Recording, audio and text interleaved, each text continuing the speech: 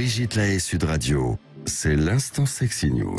Eh bien, Christophe Haag, vous allez découvrir notre journaliste toujours pleine de talent, Swazik Bella, mais je ne sais absolument pas de quoi vous allez nous parler, Swazik. C'est quoi ce boulot ? Je vais vous parler d'une étude effectuée par Aurore Malekaras, qui est docteure en neurosciences et sexologue, spécialisée dans les violences sexuelles.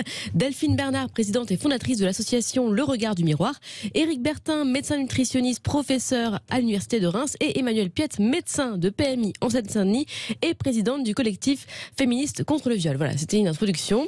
Voilà. Elle est sérieuse, votre introduction. Une étude qui a été publiée en janvier 2022 dans la revue internationale Eating and Weight Disorder.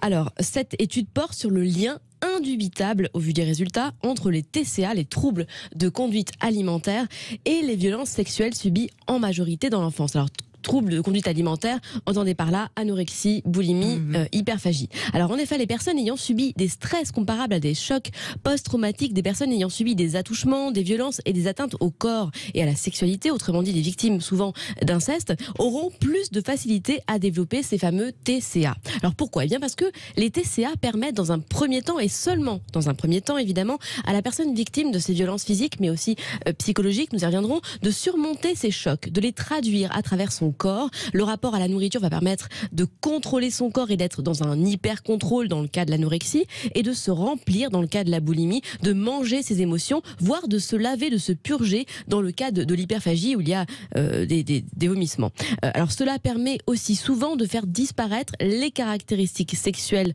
dans l'intention de ne plus être désirable, entendez par là de ne plus être sexuellement désirable.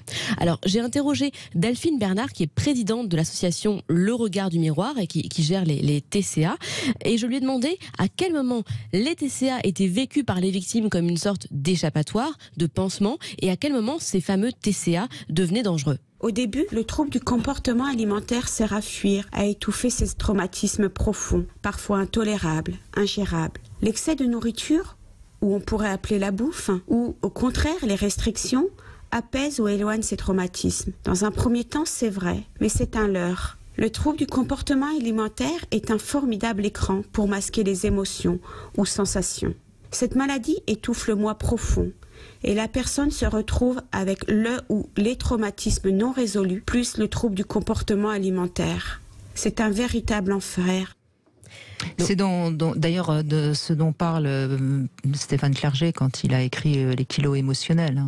On sait en effet que derrière du surpoids, il y a parfois des abus sexuels. Effectivement. Et donc les TCA...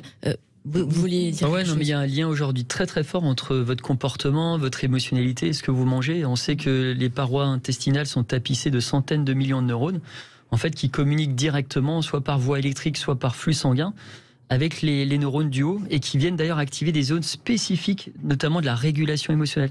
Donc on sait que la malbouffe ou la bouffe un peu irrégulière peut amener des pointes d'angoisse régulières qui peuvent vraiment vous... Mais est-ce que le contraire marche ? C'est-à-dire, est-ce que si on régule mieux son alimentation, on va être moins anxieux, moins... Oui, tout à fait. C'est ça qui serait intéressant. Donc. Tout à fait, d'autant plus que 9 messages sur 10 entre le cerveau du haut et le cerveau du bas sont en provenance du bas. Donc ce qu'on croyait être longtemps une succursale, finalement, est-ce que c'est pas le siège social de nos comportements ? 9 sur 10, quoi. 9 échanges sur 10 viennent du bas. Donc en fait, le bas téléguide un petit peu aussi le haut.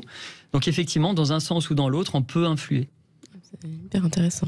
En tout cas, donc voilà, les fameux TCA permettent donc de fuir, mais étouffent ce qu'elle appelle donc ce moi profond. On assiste donc à un phénomène que l'on nomme la dissociation. Ce dernier est un phénomène neurologique, et je laisse Aurore Malekaras nous expliquer en quoi cette dissociation, qui va apparaître lors de violences sexuelles, se retrouvera ensuite dans le cadre des TCA. Dans les deux cas, dans les violences sexuelles et dans les TCA, on a une dissociation qui est un mécanisme neurologique qui s'opère parce qu'en fait on va avoir une déconnexion entre certaines régions cérébrales dans le cerveau. Donc souvent c'est des réactions qui se font de manière inconsciente, totalement automatique, et qui sont des réactions de protection physiologique mises en place par le corps pour protéger le cerveau et aussi pour protéger l'intégrité psychologique des personnes. Très souvent, quand les personnes ont subi des violences sexuelles, donc la dissociation est un mécanisme qui se met en place, ce mécanisme va en fait perdurer par la suite. Les victimes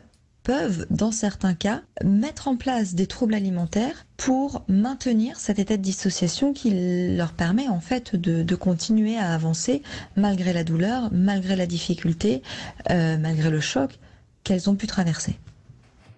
Alors il faut savoir que cette étude est d'autant plus nécessaire car elle interroge un terrain médical où il est difficile d'avoir des chiffres.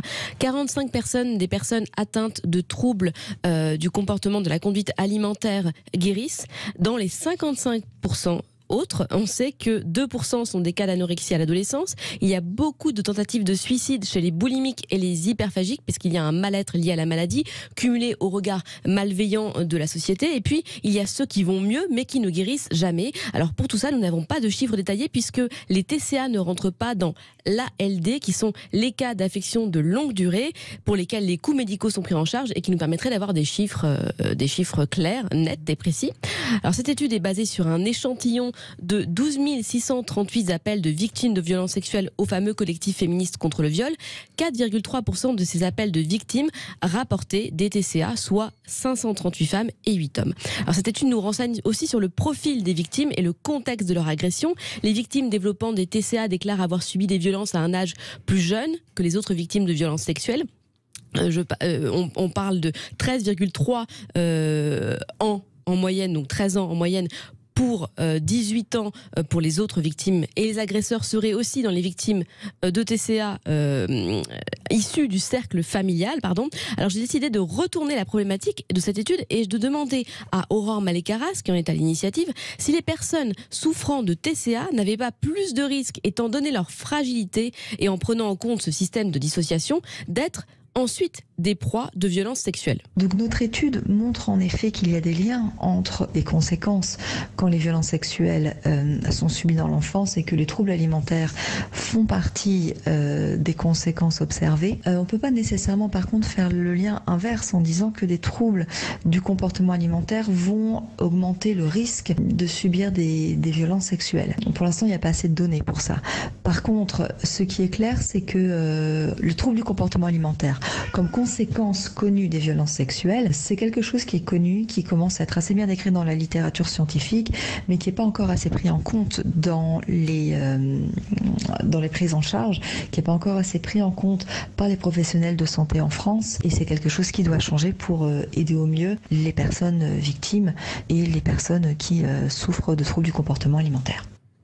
Alors cette étude est importante puisqu'elle entérine donc le rapport entre violence sexuelle et développement de TCA. Et évidemment, le but est d'amener les professionnels de santé à être vigilants et à soigner les deux maux, ou en tout cas à aller chercher les raisons des TCA, en sachant qu'il peut y avoir un historique de violence sexuelle. Et puis, il me semblait intéressant de mettre l'accent là-dessus aujourd'hui, puisque les confinements et la période Covid a, comme vous le savez, connu une augmentation des cas de dépression, mais également une augmentation des TCA. Et étant donné ce qui se passe en ce moment en Ukraine et la tension permanente qu'il y a un peu partout dans le monde, les cas de dépression et donc de TCA ne sont pas près de disparaître. Oui, et ce qui est surtout important, c'est de comprendre que lorsque quelqu'un, par exemple, est atteint de boulimie ou a des kilos, beaucoup de kilos, c'est pas simplement un régime, c'est également un suivi psychologique qui est nécessaire, évidemment. Et peut-être à ce moment-là, elle découvrira la personne qu'elle a peut-être subi des violences sexuelles dans l'enfance, etc. Effectivement, il faut creuser. Oui, mais c'est bien parce que ce genre d'enquête aujourd'hui existe, c'est relativement nouveau. Il y a 20 ans, ces enquêtes-là n'auraient même pas eu lieu. Oui, puis il y a beaucoup de collègues neuro-gastro-entérologues qui montrent qu'il y a de plus en plus un lien effectivement entre ce qu'on mange et notre psychologie en fait. Et le rapport, finalement, le rapport à la nourriture est presque un rapport aussi à soi-même. Parce que tout ça va composer nos petites cellules, tout ça est ingéré, tout ça va nous définir en fait en tant qu'entité dans un corps, etc. Donc je pense qu'il y a plein de travaux intéressants à mener là-dessus, et sans doute peut-être que à nouveau être plus aligné aussi à un moment où dans la petite enfance sur ce qu'on mange, faire découvrir différents goûts. Des études le montrent, permettent également d'égayer la curiosité de manière générale. Donc voilà, moi je suis pour qu'on voyage plus, je suis pour qu'on goûte à plus de choses. pour que derrière, justement, on ait ce potentiel intuitif qui puisse avoir tout ce miam. Qu'on reste pas dans sa culture cognitive très figée et qu'au contraire, on soit... Et la chose la plus basique, c'est l'alimentation. On fera ses choix, mais au moins, on aura eu tout un panel de possibilités dans l'enfance, bien sûr. C'est ça. Merci Soisic Belin, merci beaucoup.